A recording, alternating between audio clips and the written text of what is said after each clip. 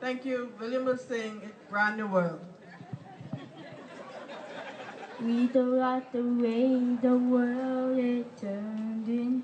Something inside is always yearning, yearning for a brand new world.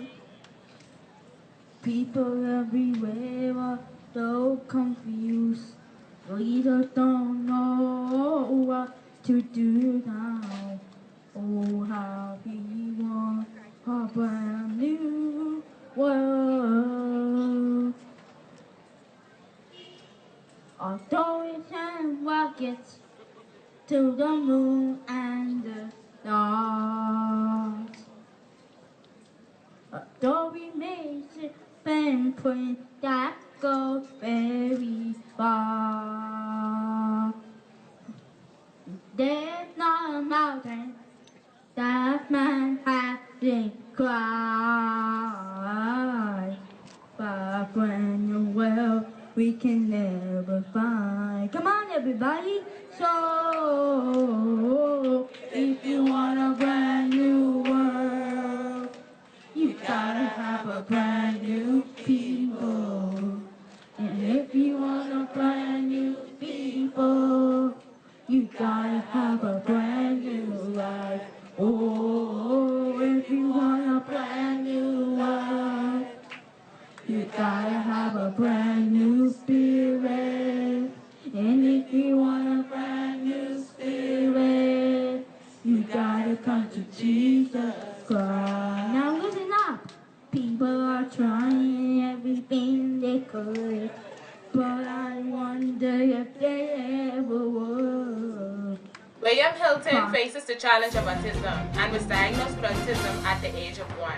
He attends Blairwood Academy. Blairwood Academy is one of the few schools which pays close attention to autistic kids. William's aunt, Sharon Wiley, says she's happy for the donation from the Junior Achievement. With this donation from Junior Achievement, Reach Bahamas will be able to further help more and more children that face the challenge of autism. So, how do you feel about the donation that was given to Reach Bahamas by the Junior Achievement Group? How is that going to benefit William and other children like William? Well, the donation that was given to Reach, it helps with training for parents with autistic children, because there are some parents who are not able to deal with children with autism.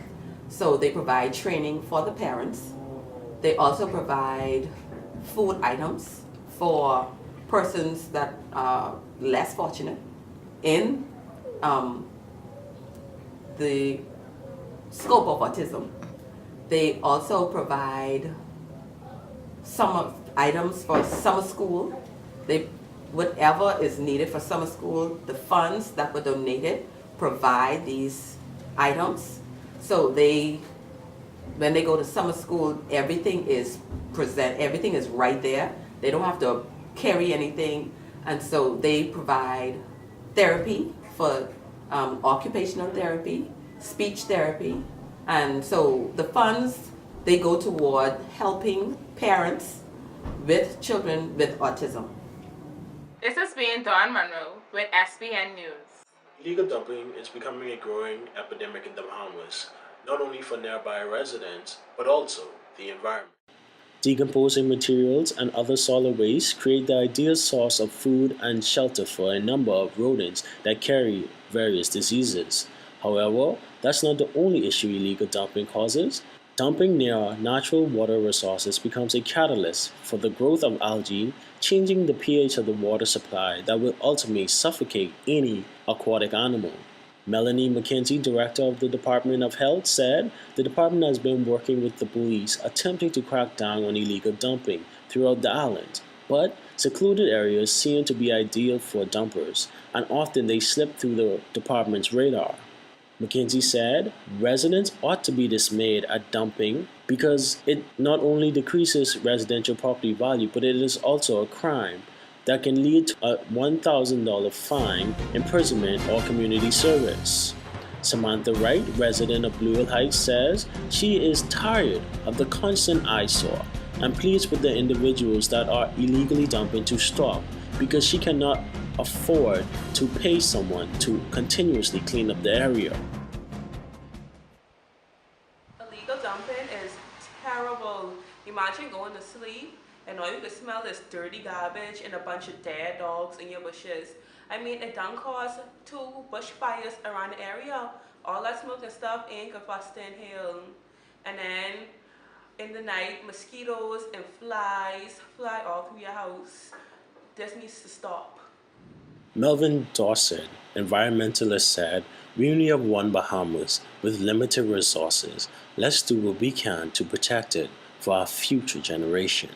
If we destroy our environment, we are only destroying ourselves, because without certain resources, humans will not exist. And today in this Bahamas, we are already limited. So I beg to the Bahamian people and people living in the Bahamas to not only stop illegal dumping, but become caretakers of their environment. So when you can pick up a trash, find it and put it in the trash. When you can keep your areas or your surroundings clean, please do. Preserving our natural resources and all resources for generations to come.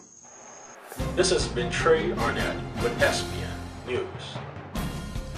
Silence is the name of the thought-provoking play put on by the EDU 227 class of COB last night.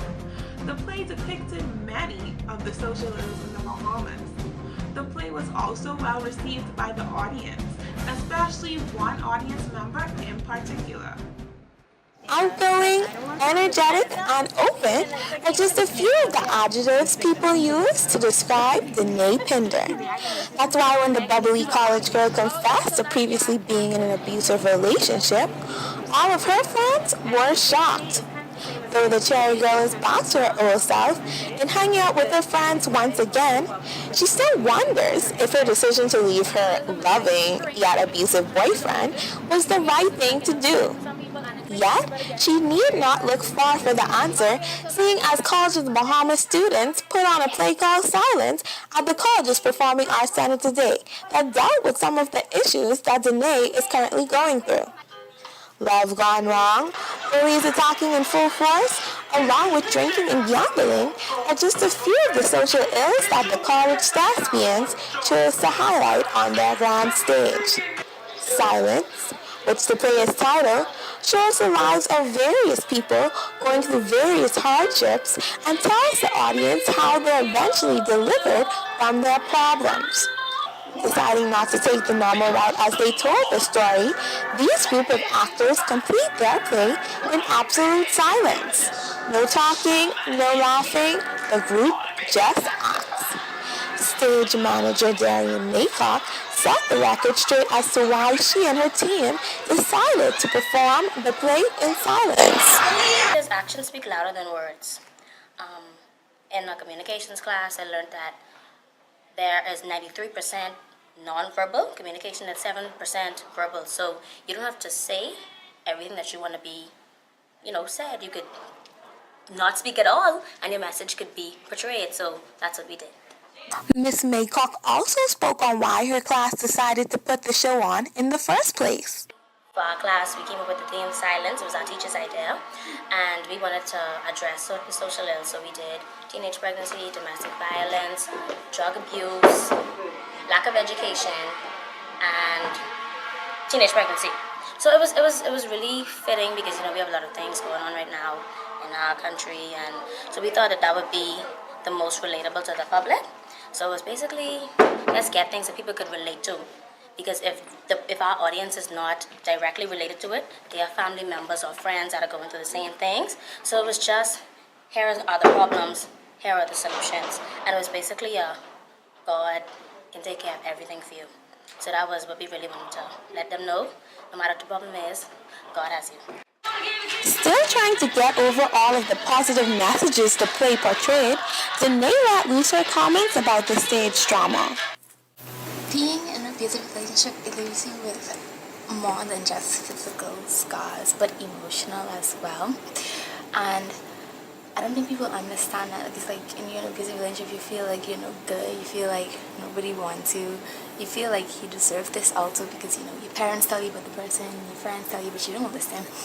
But I felt like silence was really good because it showed domestic violence in the way people cope with things by being silent. No one wants to broadcast their problems. Everyone wants to keep it to themselves because maybe they're ashamed.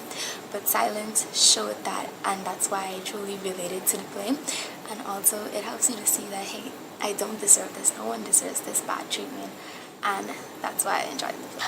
And if you didn't get a chance to see the captivating play, you can catch it again next week, Thursday at 4 o'clock in COB's Performing Arts Center. I'm Gian Hepburn for Student Body News. On behalf of everybody at Student Body News, we'd like to say a farewell to Mrs. Arati, a long-term lecturer who has spent 9 years at the College of Bahamas. We wish him all the best in his future endeavors. I'm Sean Gabrielle Gomez for Student Body News. Good night.